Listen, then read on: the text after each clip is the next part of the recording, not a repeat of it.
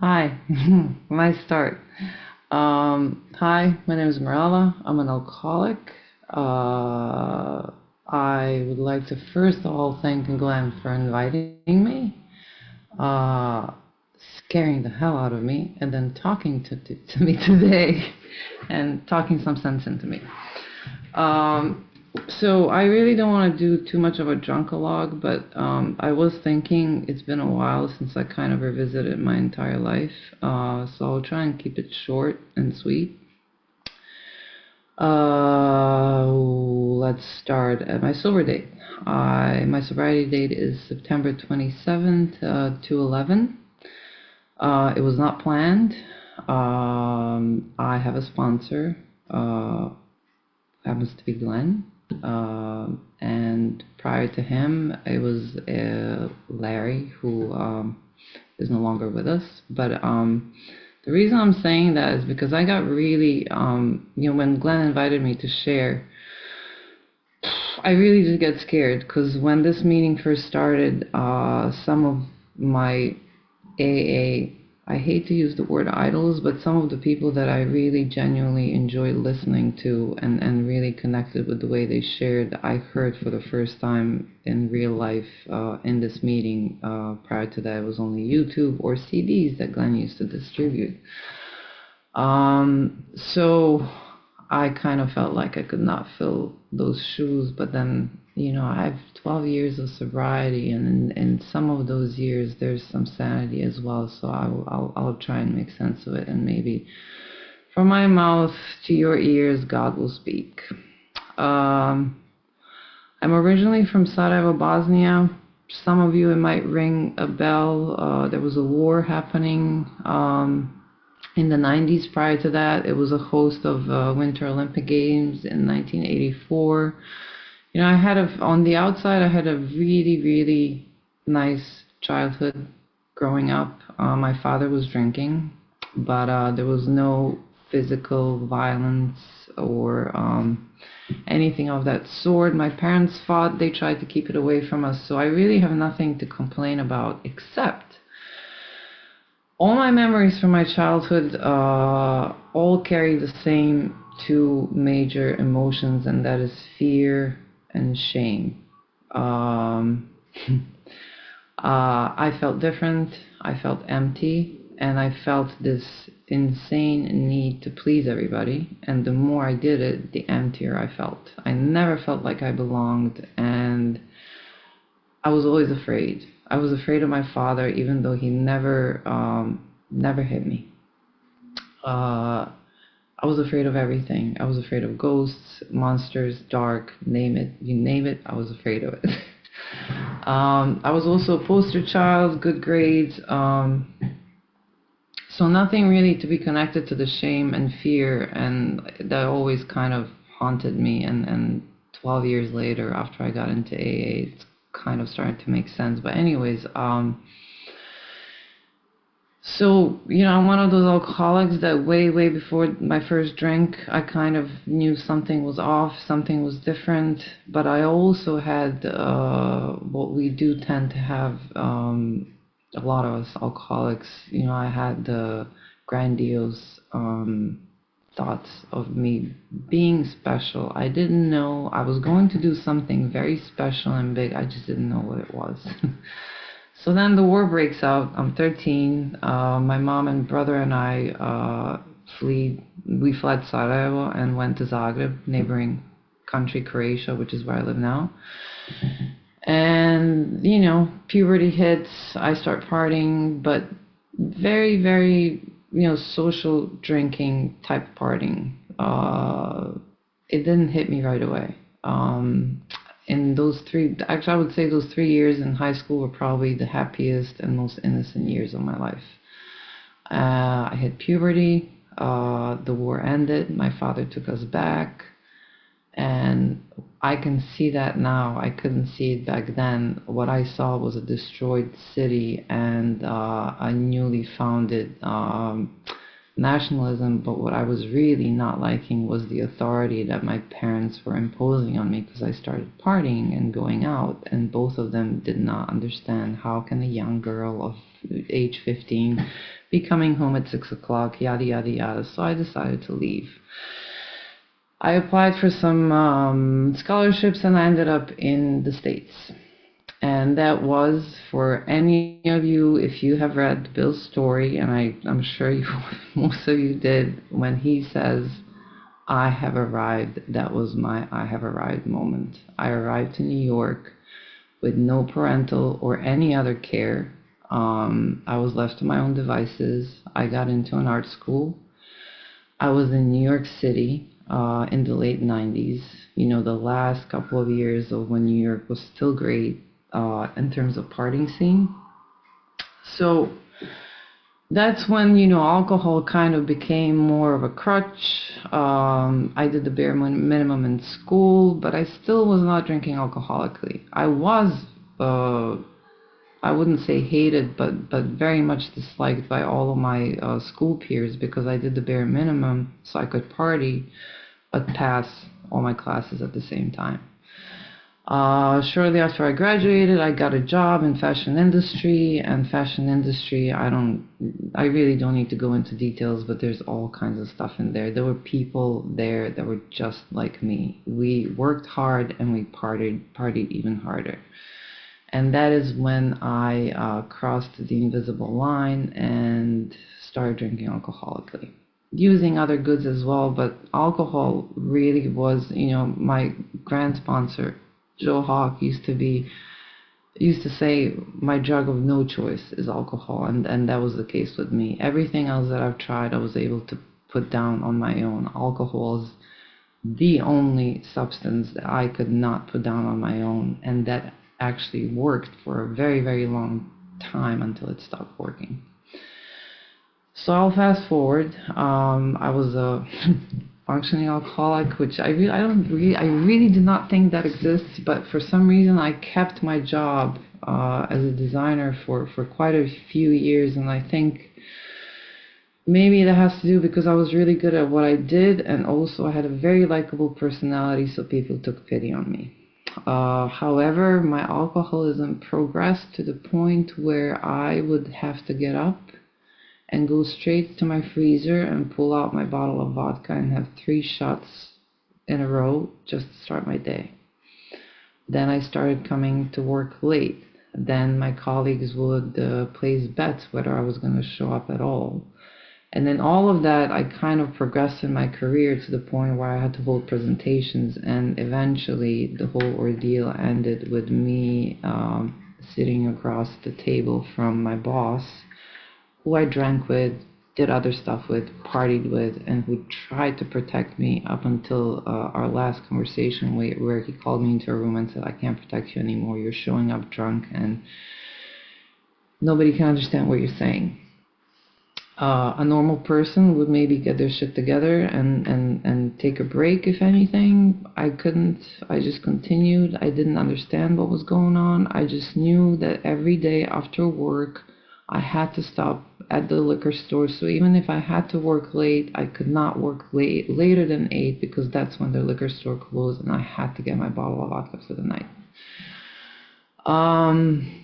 At that conversation with HR, my boss, they told me, they made me an offer to go and take care of my problem. It's not okay to mention take care of your alcoholism, because I could have sued them for that. And that I have my job back, to which I replied, F you, I'm talented, I'll just get a job somewhere else. And that started my last drunk, which lasted for about 2 years. In those 2 years, a lot of insanity was going on. I cashed in my 401k, and I basically just drank. I pushed all of my friends one by one. Somebody recently reminded me of interventions. I kind of wondered, like, how come nobody ever did an intervention on me? My friends did. I just did not listen. I blocked it out, and whenever somebody tried to tell me I have a problem, I would just shut them out. So I ended up alone. in my apartment, 2 cats and a bottle of a sea of empty vodka bottles. Last 9 months of my drinking, I started having seizures. So I love to share this, and I love the fact that I can laugh at this, because this is one of the beauties of not just being in AA, but going through the steps and living the program, because I can genuinely laugh at myself, because I do not regret anything that has happened to me. There were where I lived in Brooklyn, there were 5 liquor stores, 4 or 5. There was the 5th one was a bit far.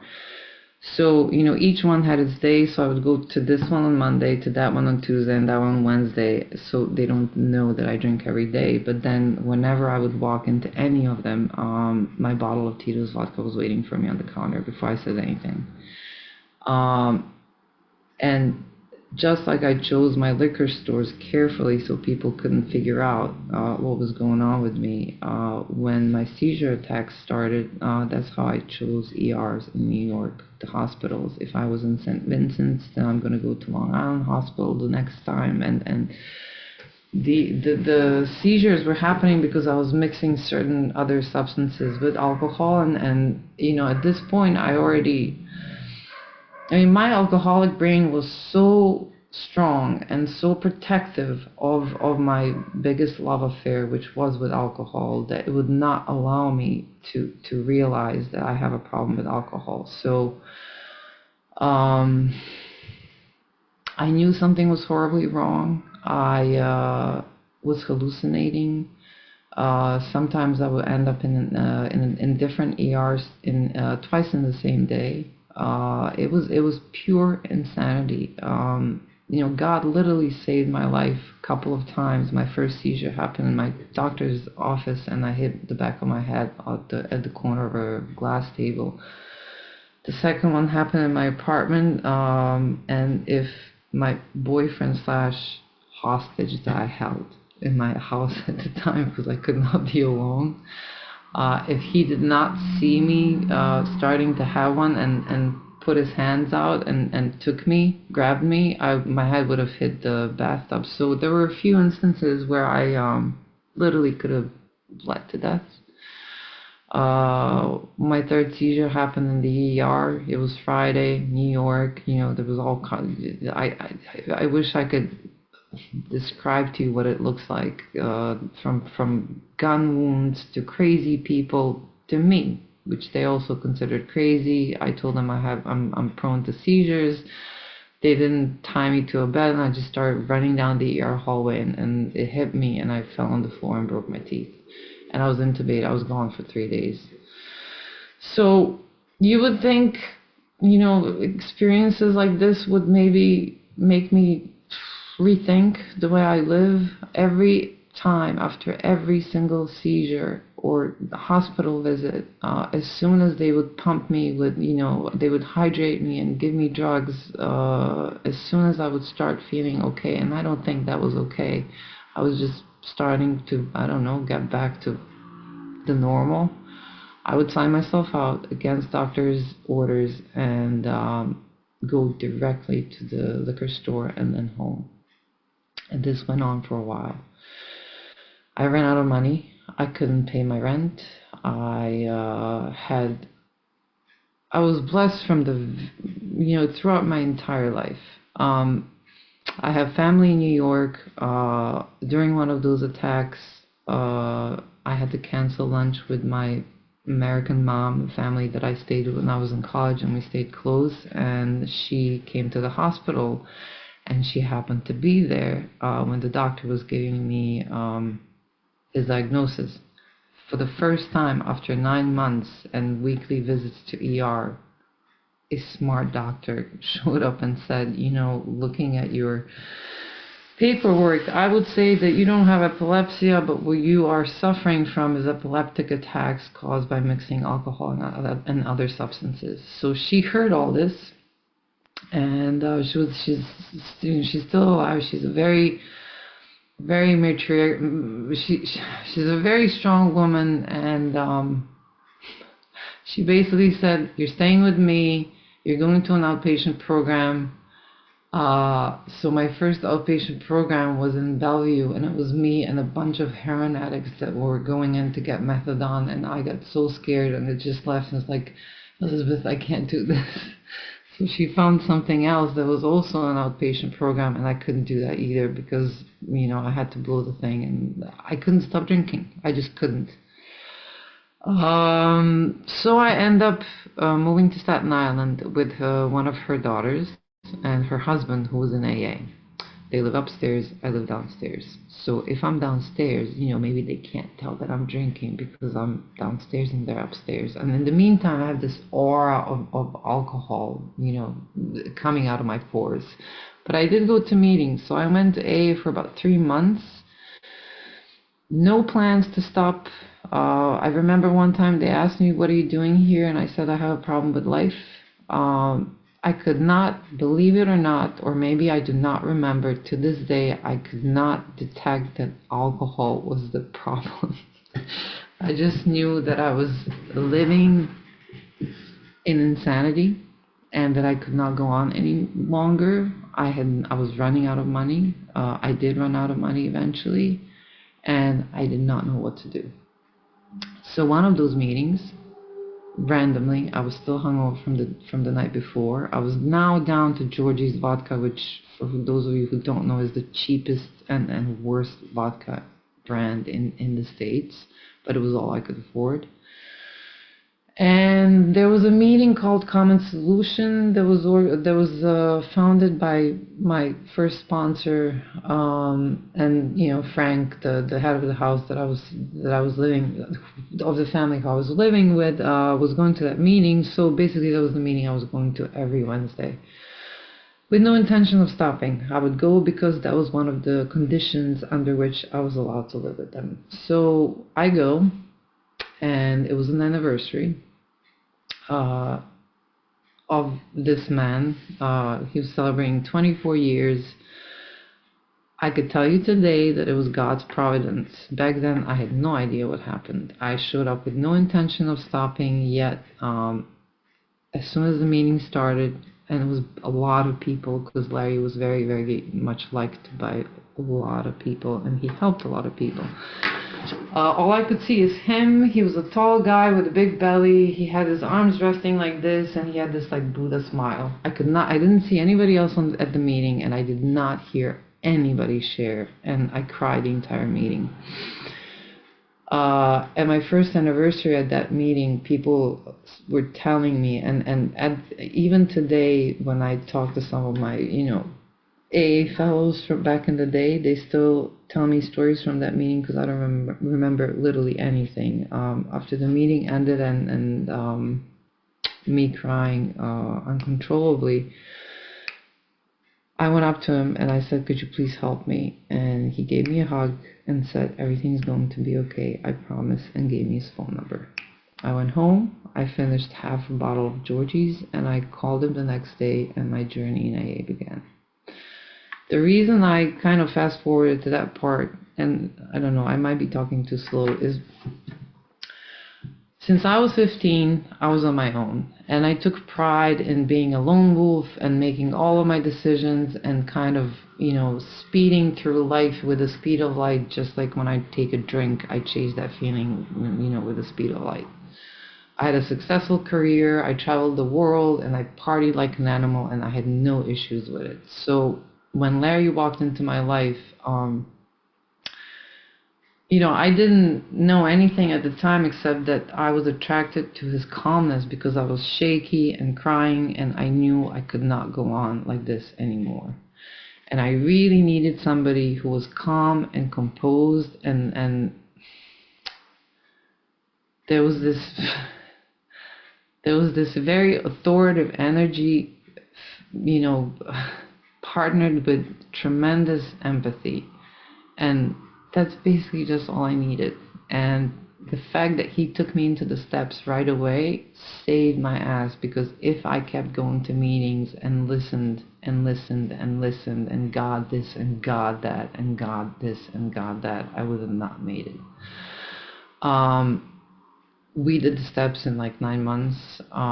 It was really I remember second step, when they ask you. I mean, the first step was really, really fundamental for me in the sense that it was finally explained to me what was going on with me. I knew what was physically wrong with me. I knew what was mentally wrong with me. And I loved when they said, and if you attack the spiritual, the other two will fix themselves immediately. I'm paraphrasing, but the other two will even out automatically.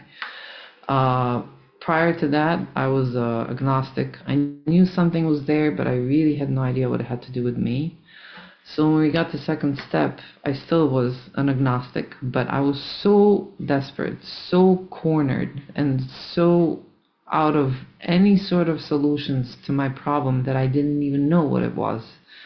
That when I was posed the question, God either is or isn't, it was, so if it is, we continue. If it's not, there's the door.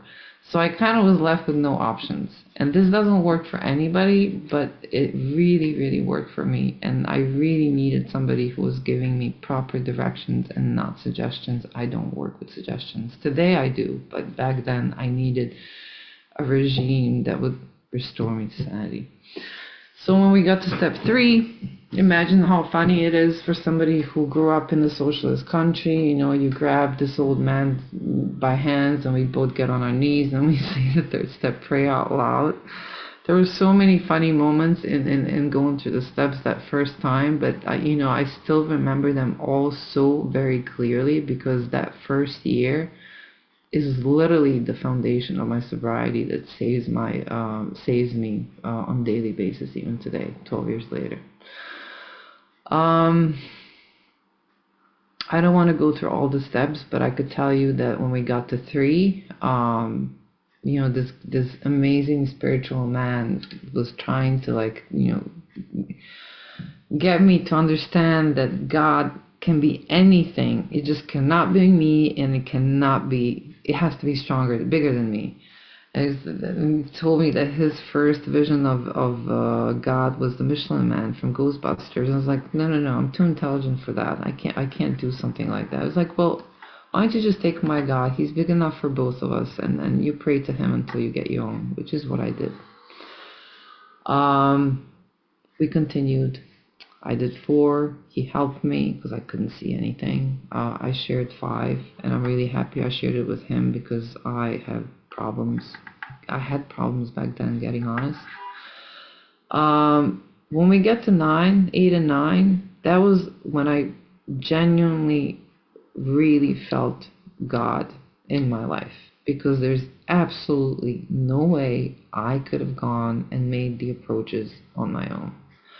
And my sponsor taught me, like, when you're having any issues, anxiety, whatever it is, just grab God's hand, like go like this and say, come on God, let's do this. I'm like, yeah, but they're looking at me, the people are going to look at me funny. It's like, does it matter? It's a matter of life and death. And I still tend to do that sometimes today.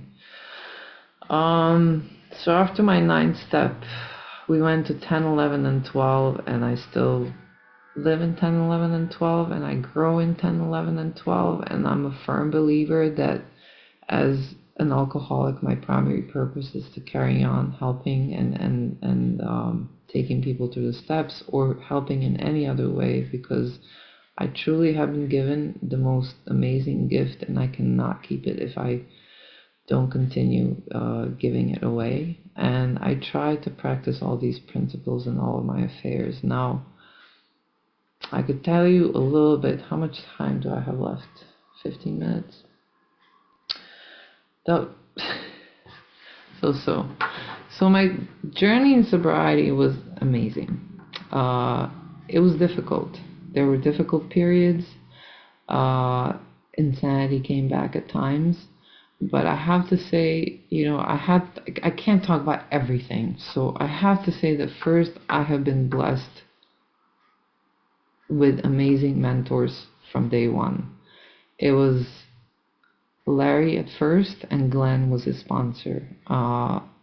Then after a year and a half of being sober in Staten Island, I kind of couldn't be there anymore. I wasn't connecting with people. You know, I was very special. I was very different. And I was like, fuck it. I can't do this. I'm a European. I'm a New Yorker, but I can't. Blah, blah, blah, blah, blah. I did a geographic and I moved to Italy, where I got a job and eventually found an English-speaking group in a town in Milan, actually. So I went to meetings once a week.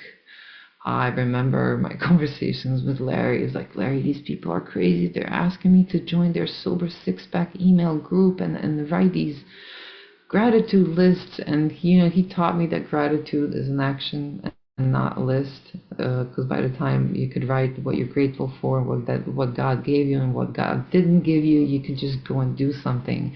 And for a long time, I did practice that, but eventually I started writing gratitude lists because I do see a lot of benefits from them. I reap a lot of benefits from them. So, moving to Italy with a year and a half, began my journey in long distance sponsorship. A lot of people told me you should find a local sponsor. I could not find anybody that matched what I was getting from my current sponsor. So we did Skype. Back then it was Skype, and I had a lot of time to work on my defects of character. I worked a lot. I was very alone and lonely. Because my coworkers didn't, first I was their boss and I didn't speak Italian, and they kind of looked at me like I landed from Mars because I didn't really fit the stereotype of an Italian woman. But it was an amazing experience. It was a really amazing experience in work, and also it was the first job that I had where I had responsibility of a manager, where I had a lot of work, where a lot of things were dependent on me, and also I was a boss of a lot of people, but then I had a boss up there, and I had to kind of figure it all out in my head. And I'll never forget one of the conversations where I was told that, I have talents, but these talents were given to me by God, and if I use them in a proper way, I will reap the benefits.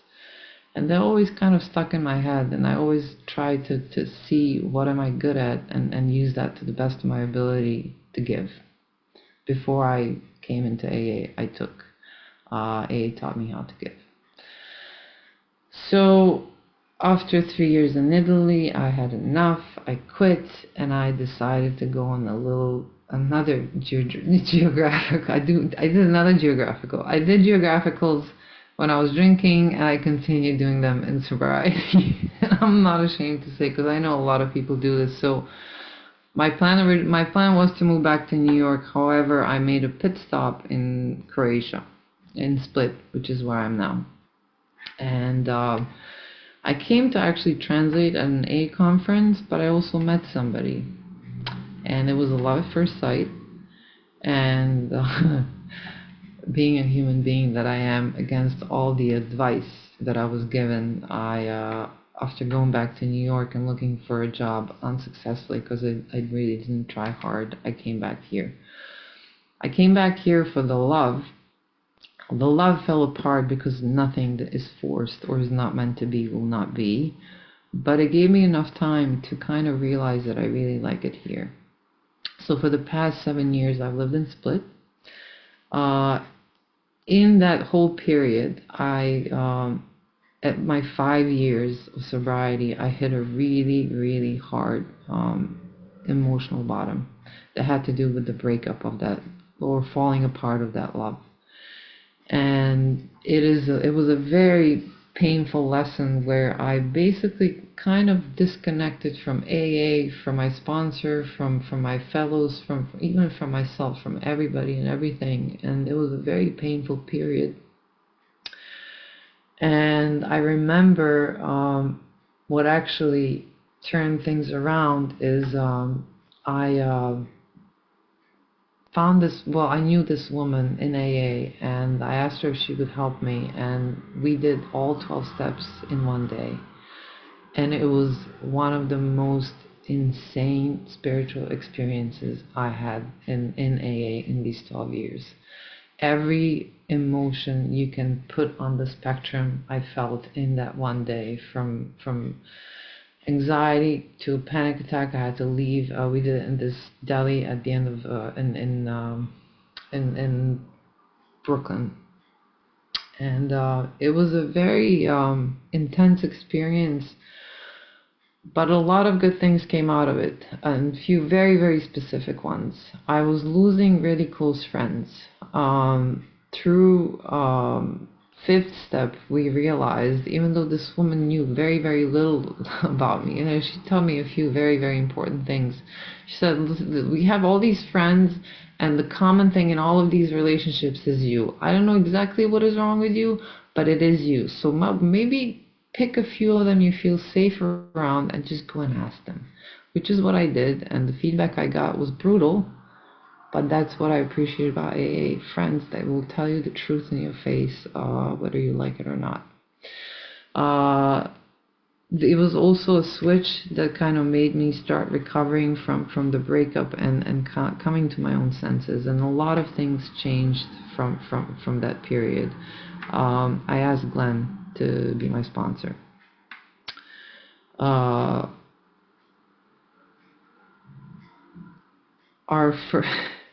I'm trying to, like, things are a bit fuzzy in my head, what exactly happened when, but I do remember that I was having anxiety attacks and I really felt kind of useless. I was physically sick. I had fog in my head. I was not functioning. And, Glenn would talk to me and he would just say, just do the best that you can with what you have just for today. And that literally saved me until I gathered enough strength and enough energy to do more. I remember he would say, are you going to meetings? Are you helping others? Like, I need to get better and then I'll help others. It's like, no. It doesn't work that way. You do both and you get better. There were all these little things that, it's funny because at the worst times I had in my sobriety, I basically learned the most, and it stuck with me the most, because today these things don't happen to me. They happen on a much smaller scale, to the point where and I really have Glenn to thank for that. When I feel like something is not right in my head and I can't get to the bottom of it, I call him immediately. That was not the case 7 years ago, which is how long he's had to deal with me. Before I would just kind of let myself go. My sobriety was ups and downs, and it was insane, and it took so much energy to cruise with it. When I was well, I was amazing. I was hysterically well, and I didn't have time to call anybody because I was enjoying being okay. And then when I wasn't okay, it was the end of the world, and I had to call Glenn and ask for help. And it's always the one-liners that really would get me, and I'm still grateful for them. After that emotional bottom, another amazing thing started to happen in my recovery, and that was self-love. I had no conception of it. I remember people would say, we will love you until you learn how to love yourself, and that would just kind of pass by me. I didn't get it. I didn't understand. My first amends to my ex-boyfriend was, I wish you could see yourself with the eyes that I see you. And so many people have told me that afterwards. So I guess when the time was right, I started to work on self-love, and that has been a very interesting journey, where 7 years later I can tell you that I respect myself today. I think I am amazing at certain things, not so great at others, but overall a decent human being, worthy of the society, worthy of the friends I have, worthy of the people that I sponsor, worthy of my sponsor. Just like, I'm sorry I had to say that. But I still have a problem saying that I love myself. I have issues with anger. I had to talk to Glenn earlier today, because lately I have a lot of work. I don't have time to waste. So when I notice that somebody is annoying me, I just kind of do the whole acceptance thing. I have to accept them for who they are, and that's it, move on.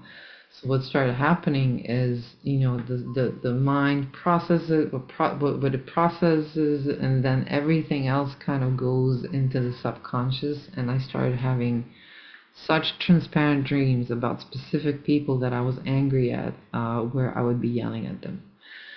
Um,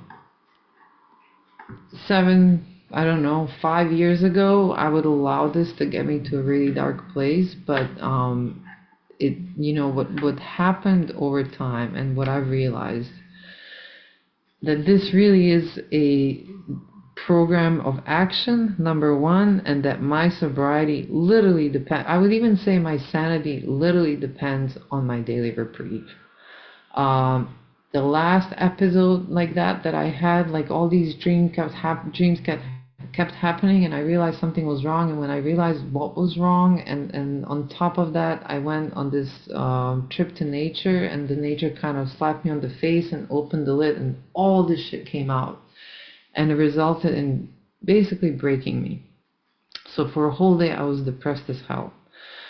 Now, old Mirela would just kind of let this linger and take me deeper and more into a really dark place. But I literally immediately started thinking, okay, what are the things that help me? So I have to share, because I'm gonna finish in 5 minutes. So I decided to stay in Split because Split is on the sea. And I discovered that sea to me is like the answer to all my problems. The sea is my temple. The sea is where I meditate. It's where I swim. It's where I work out all the situations I don't know how to work out throughout my day. It is where I pray. It's where I talk to God. It's where I feel the most humble, the most grateful.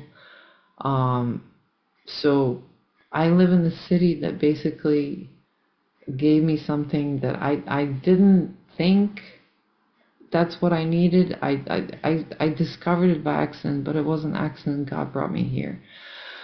So I went for a very long swim.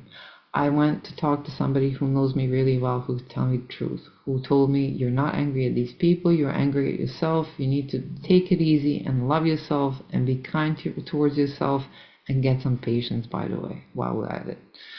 The following day, I went to another person. Bottom line, in a day and a half, I did everything that I knew would help me, regardless of whether I wanted to or not, because that's the one thing that I learned in this program. My experience shows me that if I acted on how I feel, I'd be dead, long dead. But if I act based on my experience, and I do things that it doesn't matter whether I feel like doing them or not, there's always results, and they're always positive, and they're always good. Hence the conversation with Glenn today, because I for some reason I couldn't get hold of him, so I finally did get hold of him, and he sent me something that seems really promising in terms of how to manage my anger that doesn't seem to want to come out, but keeps going, keeps internalizing itself. So the way I want to end is, there's so many different ways. One, I'm really truly grateful that I'm an alcoholic. In an alcoholic way, I'll tell you, because it made me the person that I am today. And I love who I am today, because I'm this combination of introvert and extrovert, and it helps me with my work. I have amazing friends. When I go to AA, I'm really good one-on-one, which is not something that everybody here in our local AA has. I have a community of friends and adopted family that one could only wish for. I've learned the beauty and liberation of giving without expecting anything back. I've learned that, whether things are good or bad, this too shall pass. God is a fact for me. It doesn't have to be for everybody. My experience is that way, and the relationship with God, there we go, the relationship with God is number one relationship for me. Because if that one is in order, then my relationship with all of you can be okay. If I'm not okay with God, I'm not okay with myself, and I cannot be okay with anybody else. Also, important to say, people, AA is the first place where I didn't feel alone. You are all my people, whether I know you or not. I love you all equally. We are all in this together. We are all the same, regardless of how much time we have.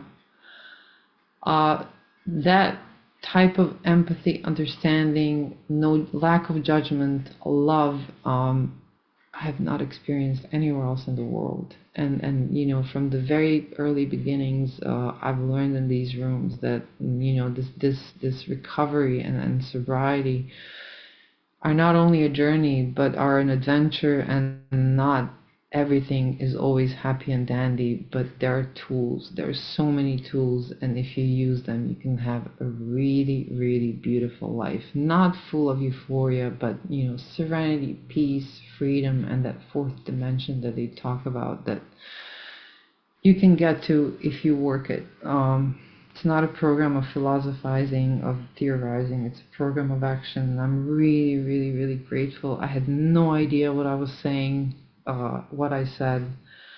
I never do, and I haven't shared in a long time, but I have to end with, Glenn, I love you so much. I don't say it often enough.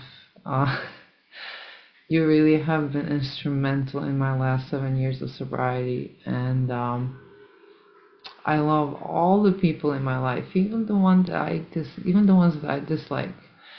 And even though I come, you know, I call you when I have an issue. I live a privileged life, and I'm immensely grateful to be where I am at this very moment, to be who I am, and can't wait to hear if anybody else has to say anything, because life can be amazing. You just have to open your eyes and see God's little miracles all around you.